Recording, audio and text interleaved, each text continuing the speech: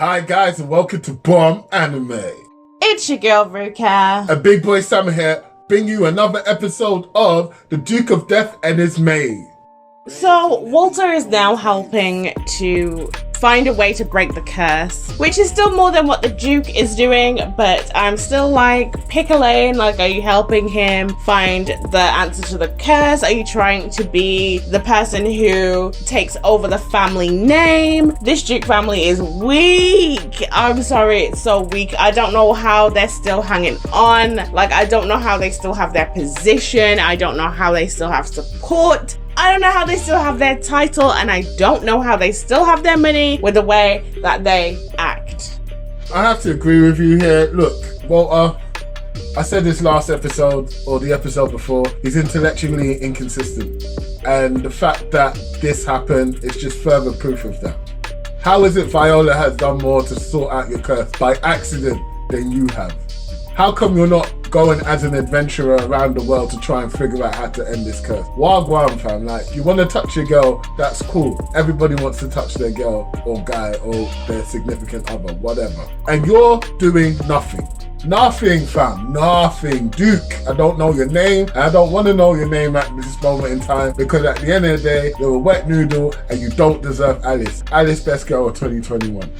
So Viola, you know, we've talked about her. She is quite a flawed character, but she confides in the Duke and she's telling him about her feelings and also the way that her mom treats her. And the Duke is just like, you're being hard on mom, suck it up. Like, what are you complaining about? However, at the beginning of every episode, we have to listen to the Duke complaining about his mom, like, oh, can you imagine your mom saying this to you? Yet you can't even empathize slightly with Viola. Everything that she's saying, she's like, oh, I want to be myself. I want to wear the clothes that I want to wear. Oh, why are you complaining? That dress is nice. Like, what is his problem? Like, that really kind of pissed me off, and I don't even like Viola as a character. But from someone who is also experiencing the same kind of, I don't know, tendencies from his mom, I don't know why you can't empathize with what Viola's going through. Like, why are you just brushing it off and acting like she's complaining about nothing? Well, there's two reasons here, and one of them is because he's chauvinistic and he doesn't feel that women have a place other than to either be his love conquest, his mother, or his annoying little sister, and he doesn't really know the world. The second thing is he's been living by himself, doing whatever the F he wants, trashing the place, not trashing the place, playing his piano, and really and truly he craves the grass is green on the other side. He wants to be under the thumb of his mum because he's not been with his mum or his whole family, to be frank.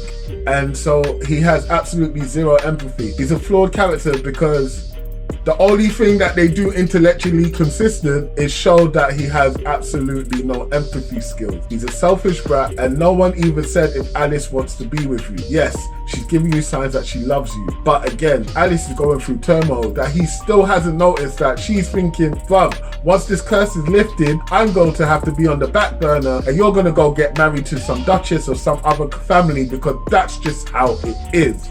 This is the only time Alice can be around you, and if it means her not getting her scratched, it basically means that that's the only time she's going to be with the man that she loves, because we all know once that ends, she's just going to be the maid that gets smashed in the back and no one talks about, and not have that loving whatever. And that's why Alice empathizing with Viola in that sense, that she wants to live her life, is so poignant there. And I think it's the only thing good that I've seen in 11 episodes.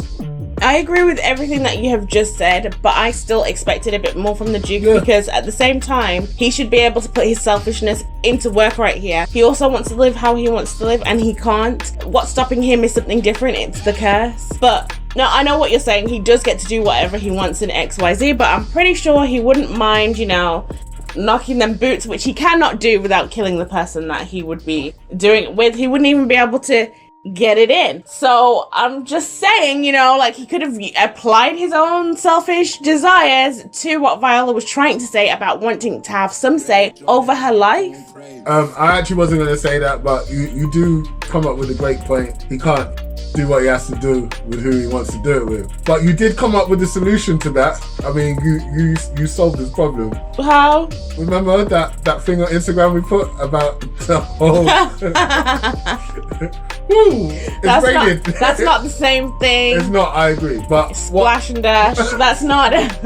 What I was going to say is that the Duke is selfish, but he's also a coward. Those are the only two qualities that have been shining through about the Duke the whole time. He's a coward. He doesn't want to do the work. He doesn't want to move. He doesn't want to do anything. As you said and Viola said, none of the guys are ready to be in charge here. Viola has a better chance of succeeding than any of these guys. None of them have a good chance of succeeding. I agree. It's like the parents just did the worst job possible on every kid. You had 3 chances. Boop, boop, boop. You might as well have done it into a sock. Also, let's talk about this logbook, because a lot of things upset me in this episode about the logbook in particular. The 2 men who are in love with 2 out of the 3 women, 4 women if you count Dallas, are talking about possession that belongs to Alice. At no point in that conversation was Alice available to comment, speak, or decide on her own property. What kind of BS is that? It's not her property. First of all, it's the property of the mansion. So it would be the mom's property since she's the current head of the house. That was her property. Viola took it out of the house without her knowing. That's her stuff. If it's in the house, I guess no. Yes. No. Yes. No. Yes. No. Alice should have still been consulted because everybody knows her mom is dead, and she finally found stuff about her mom, and it was actually making her happy. She was just giggling quietly and just happy in general. We don't know when her mom disappeared, because now she's probably not even dead. Based on the end of the episode where we saw her mom inside the coffin, yes, she's inside a coffin, but she still looked the same as she looked from Alice's memories, and there's no decay whatsoever. So I have to assume that she is being kept asleep by some form of magic. And we also had roses at the bottom, which reminds me of like Sleeping Beauty or even Snow White. Or whatever, yeah. And we know that they've got a lot of fairy tales influences in this anime. Like a couple of weeks ago we had Alice in Wonderland. So the mom is probably not passed, but according to Alice, her mom is gone. Her mom has passed, and she was reading some things that are probably the last things that her mom's ever written down, and the Duke didn't even think about that. It didn't even cross his mind. I am still of a strong mind that he does not love Alice, and he does not know how to love anyone. Either the characters are written so poorly that the love is not coming across the way that it should, but to me, this love is mostly just I say significantly partially lustful, but yeah, definitely high tones of it. Look, the Duke is a kid. Okay, so you're saying that my boy robbed my girl's thing and I have the power to touch man's and he's gone. I start threatening him, bruv. You ruin that book. You're not living no more, bruv.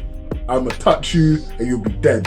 Put that book down. I don't give a fuck what Dallas said. Do you get what I mean? That is exactly my response. Put the book down, I'll finish you. And then Cuff will be over and I'ma have to finish her too. Would you want me to touch you or Cuff? You pick. Because if that book goes, one of you go. On top of that, another thing that irritated me is that the Duke knows that inside this logbook is clearly clues to his curse, because Dallas wants it and doesn't want them to know about like the curse. Zane gives it him back and he's just like, yeah, no, you keep it, it's alright. Like he just has no care whatsoever about this curse, and it's really irritating. Like, it's so irritating, because if you're telling me that we got flashbacks of you being so thoroughly depressed on the floor, throwing things all around the room, threatening Alice because of this curse and how lonely and everything that you are, yet you have literally written ways of potentially getting rid of the curse and you don't even look at the book. He literally showed no interest in the book even